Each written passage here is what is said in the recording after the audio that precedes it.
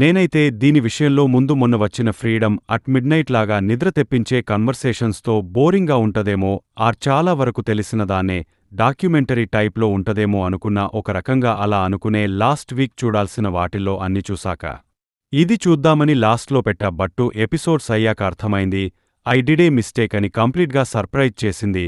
Series full ఉల్టా అయింది. హంది Rajiv Gandhi అస్సాసినేషన్ case super ఇంట్రెస్టింగ్గా ఉంది. భలే ఉంది, నచ్చింది నాకైతే ఈ సిరీస్. లీవ్లో స్ట్రీమింగ్ వచ్చింది, తెలుగు ఆడియో కూడా ఉంది. మొత్తం 7 ఎపిసోడ్స్, ఒక్కోటి అరౌండ్ 40-50 మినిట్సో. టోటల్ రన్ టైం వచ్చేసి అరౌండ్ 5-2 అవర్స్ ఉంటది. అసలు ఎలా ఉంటది అని స్టార్ట్ చేసా, బింజ్ వాచ్లో పడి మొత్తం లేపేశా.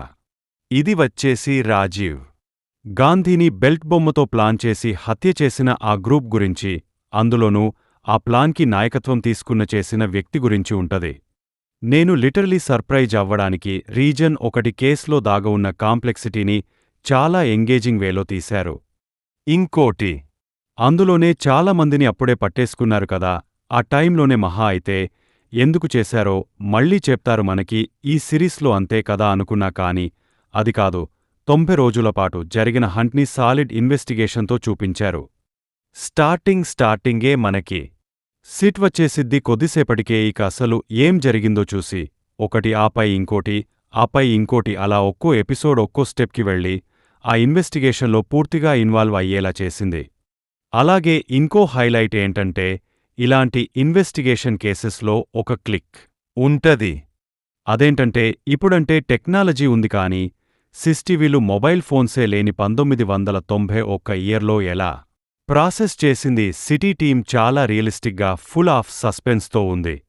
ఆ టైంలో పోలీస్ ప్రొసీజర్ ఎలా ఉండేది, వాళ్లకున్న పవర్స్ ఎలాంటివి, ఏ టీం ఎలా హ్యాండిల్ చేసిద్ది, క్రిమినల్స్ని ఎలా ఇంట్రోగేట్ చేస్తారు, ఎలా లీడ్స్ పడతారు, ఎంత ఓపిగ్గా వర్క్ చేసేవాళ్లు, బ్రేక్ త్రూని ఎలా అప్రోచ్ చేసేవాళ్లు, ప్లానింగ్, ఎగ్జిక్యూషన్ మ్యాన్ పవర్, ఇలా ఎన్నెన్నో ప్లాన్ చేసిన వ్యక్తి ఎలా చేశాడు, పోలీసులు అతని కోసం చేసిన హంట్ ఏంటి, మొత్తం దీనిమీదే ఉంటది. జస్ట్ స్టార్ట్ చేయండి, ఇక ఆపరు. పోలీస్ డిపార్ట్మెంట్ క్యారెక్టర్స్ కూడా భలే ఉంటాయి. అందులోనూ నాకు అమిత్ రథోత్తమన్ అండ్ కార్తికేయ వీళ్ల క్యారెక్టర్స్ బాగా నచ్చాయి.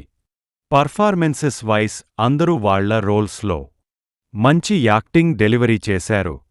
చాలా నాచురల్గా అనిపించింది. పోలీస్ ఆఫీసర్స్ వాళ్ల ర్యాంక్స్ బట్టి ఎలా నడుచుకుంటారు అని. బిజిఎం అయితే ఫ్లోలో వెళ్ళిపోయింది. నాచురల్ లొకేషన్స్ బాగున్నాయి. ఫైనల్లీ ఈ హంట్ నిజంగానే హంటింగ్ చేసిన ఫీలింగ్ వచ్చింది. చూసేయండి. Streaming in Telugu on Sony. అక్కడక్కడ బ్యాడ్ లాంగ్వేజ్ ఉంది, so better watch it individually. And dubbing విషయానికి వస్తే తెలుగు ఉందని చెప్పా కదా. ఇఫ్ మీకు వీలైతే లాంగ్వేజ్ ప్రాబ్లం లేదు, సబ్ టైటిల్స్తో ఏదైనా చూస్తామంటే ఒరిజినల్ హిందీకి వెళ్ళండి. తెలుగు డబ్బింగ్ పర్లేదు, నాట్ బ్యాడ్, కానీ ఇంకా బెటర్గా చేసి ఉండొచ్చు అని నా అభిప్రాయమైతే. ఒకటి, హిందీలో హిందీ తమిళ్ మిక్స్ అవుతూ ఉంటది. బెకాజ్ హన్ జరిగేది తమిళనాడులో కాబట్టి, సో డబ్బింగ్ వైస్ అయితే ఒరిజినల్ అయితే నాచురల్ ఫీలింగ్ వస్తది. అదే తెలుగు ఆడియో అయితే మొత్తం తెలుగులోనే ఉంటది. మీ ఛాయిస్ మరి, హిందీ ఆర్ తెలుగు ఏదైనా పర్లేదు. సిరీస్ చూసాక మీకు ఎలా ఉందో కింద కామెంట్స్లో మాతో తప్పకుండా షేర్ చేసుకోండి. రివ్యూ నచ్చితే మన ఛానల్ని సబ్స్క్రైబ్ చేసుకోండి. వల్మీటిన్ మన రివ్యూస్ని అందరూ చూస్తున్నారు కానీ మన ఛానల్ని ఎవరూ సబ్స్క్రైబ్ చేసుకోవడం లేదు. మా ఎఫర్ట్కి మీరు ఇచ్చే సపోర్ట్ అంటే సబ్స్క్రైబ్ చేసుకోవడమే. Please do subscribe our channel for more genuine reviews.